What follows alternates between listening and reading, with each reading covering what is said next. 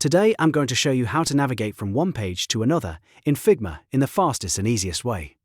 If you're working in a file with multiple pages, knowing how to switch between them quickly can save you a ton of time and make your workflow much smoother. Whether you're organizing a design system, reviewing layouts, or jumping between wireframes, this simple skill is going to help a lot. And before we jump in, if this tutorial helps you out, be sure to hit like and subscribe for more quick Figma tips just like this. Alright, let's get started. The first way to navigate between pages in Figma is by using the sidebar. On the left side of your screen, open the left sidebar if it isn't already visible.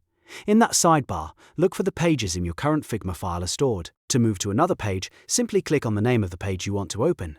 As soon as you click it, Figma will switch you directly to that page. This is the most straightforward method, and it's especially useful when you want to clearly see all of your pages before choosing one. If your file has page names like Home, Components, Mobile Design or Desktop Layout, just click the one you need and Figma will take you there instantly.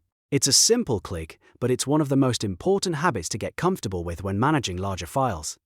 Now, if you want a faster option, Figma also gives you a keyboard shortcut to move through pages.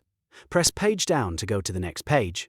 If you're on a keyboard that doesn't have a Page Down key, you can hold Function and press the down arrow instead.